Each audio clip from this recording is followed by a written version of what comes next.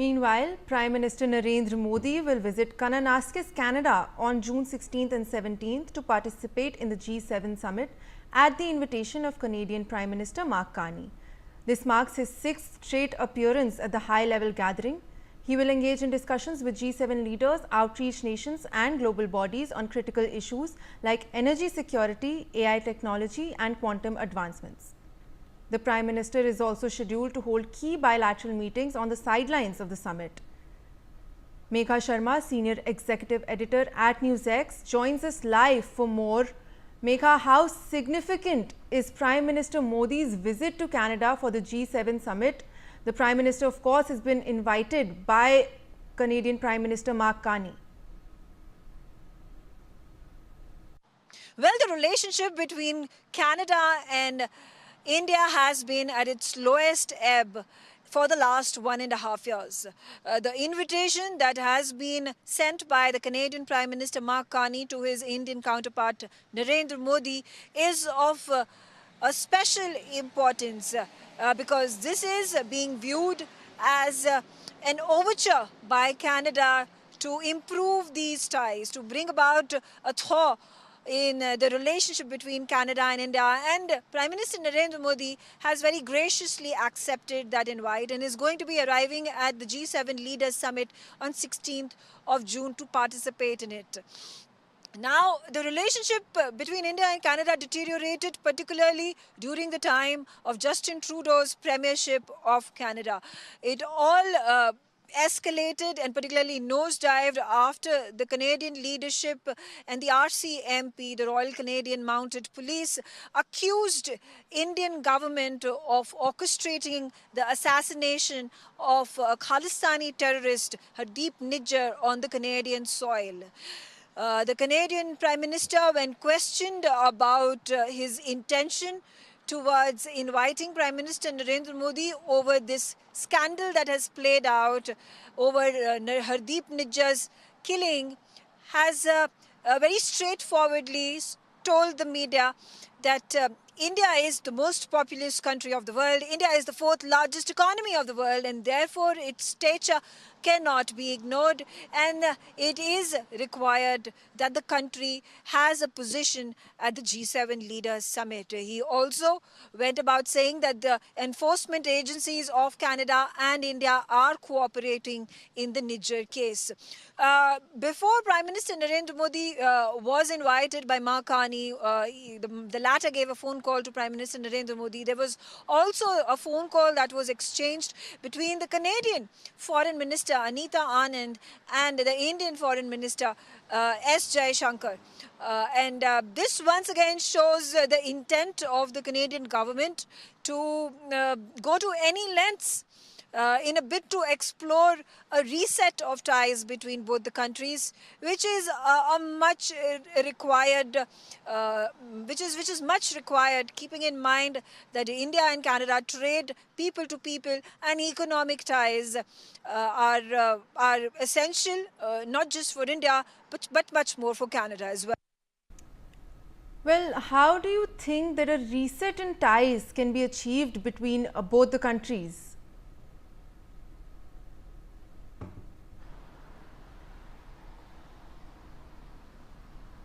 Yes, it will be interesting to see, because most definitely it's highly likely that Prime Minister Narendra Modi is going to be having a bilateral on the sidelines of the G7 Leaders Summit with his Canadian counterpart Mark Carney. Now, what transpires between both the leaders in the discussions that they have remains to be seen. Of course, the Khalistan issue is going to be touched upon. Of course, there might be an announcement with regards to what cooperation are the Indian and the Canadian enforcement agencies indulging in to resolve the Nijjar issue, the Nijjar killing case. There had been downgrading of diplomatic ties that had happened between India and Canada. 6 of the Canadian diplomats were expelled, were asked to leave India after that flashpoint between India and Canada. Something similar had happened where the Indian diplomats had been expelled by the Canadian government. Now, after this meeting that takes place between Canada and India, will the diplomatic ties and the reinstating of the diplomats, both in the Canadian High Commission and the Indian High Commission in both the countries, will it be stabilized? Will it go back to its original numbers? It remains to be seen. Remember, there is a large student population in India that travels to Canada for education purposes. Immigration, particularly from the states of Punjab and Haryana, is very high, who travel to Canada in search of jobs, in search of livelihood. So these are all big points of concerns. There is trade that happens to the tune of about 10 billion US dollars between India and Canada. There is a desire before the ties between India and Canada nosedived. There were talks that were actively being pursued between India and Canada to have a strategic trade partnership. Now, all these points, are they going to be discussed between the leaders of the states during the bilateral? What will happen of the meeting? Are there going to be constructive steps taken to rebuild association between Canada and India? Well, it remains to be seen, but it's an interesting development and perhaps a landmark moment where if there is political will, Carney would want to stabilize ties between both countries. Well, Megha, how do you think that Trudeau and Carney are different in their approach towards India?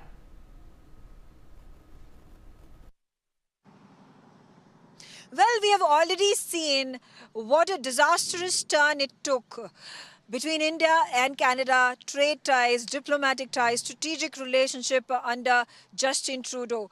It is interesting to understand that the political compulsions that Justin Trudeau may have had, because his was the government, the Liberals that had come to power with the crucial support of the National Democratic Party, which is led by a known Khalistani supporter and sympathizer, Jagmeet Singh. Now, after the fresh elections that took place, this was right before Justin Trudeau was forced to step down because his ministers, his supporters within the Liberal Party were not happy with the way he had been carrying forward the agenda of the government, whether it was about the economic stability, whether it was about the viability of the political leadership, whether it was about the high inflation, whether it was about the rising housing prices, the overall unhappiness of the Canadians with the dispensation led by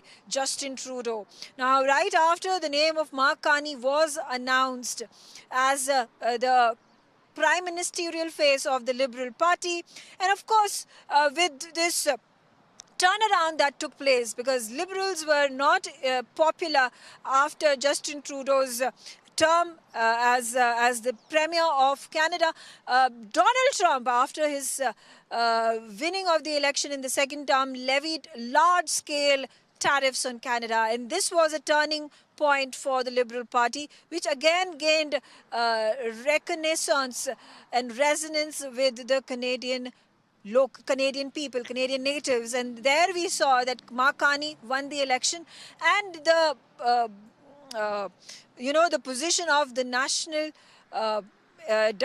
Democratic Party led by Jagmeet Singh found no ground, because it has been a complete debacle for them in the elections. Jagmeet Singh has had to step down from the position as the leader of the National Democratic Party, and this has in fact brought about a massive change in the kind of support that the Liberal Party government led by Carney now showcases towards the Khalistani extremists, and that therein lies the difference between how Carney has approached India, at least in the few months of his leadership, of his prime ministership as the Canadian leader. The overture that has been made, the G7 leaders summit, the invitation that has gone out to Prime Minister Modi speaks volumes about what Carney desires from the India-Canada trade ties, diplomatic ties and strategic ties. Not to mention Anita Anand, an Indian origin Canadian, has been appointed as the foreign Minister. That phone call that has gone from Anita Anand to the External Affairs Minister S. Jaishankar again is very significant. You know, again overtures being made by the Canadian leadership to bring about a thaw in India and Canada relations. Well, Megha, lastly, what I would like to ask you is that can India and Canada work together to fight Khalistani extremism? India has been for long demanding Canadian cooperation in rooting out Khalistani extremism and terrorism nexus that has gained ground in Canada in the past several years. India has from time and again provided dossiers, has sought given extradition notices to the Canadian government, to the Canadian law enforcement agencies to extradite these antisocial elements, these extremists, criminals and terrorists that are Khalistani sympathizers. In fact, it is no secret that these Khalistani sympathizers, extremists, have been supported and funded by a number of illegal activities, you know, drugs being smuggled in, there is a criminal nexus, the arms being smuggled in, and the financing has been funneled into anti-India activities, and there has been support, like I said, that has been sought by India from Canada in rooting out these terrorists, these Khalistani terrorists. It's also important to note that this Khalistani movement gains ground from the increased overt support of Pakistan to these Khalistani sectarian you know, these protests, these armed violent incidents, whether it is at the Gurdwaras in Canada, whether the Indian High Commission being targeted, the Indian consulates being targeted, even people, even Sikhs and Hindus in Canada who do not support the idea of Khalistani extremism and terrorism are not left unscathed. There have been violent attacks on them as well. Now,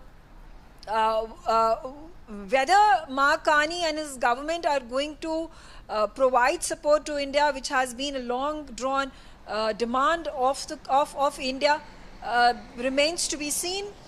The Nijjar case is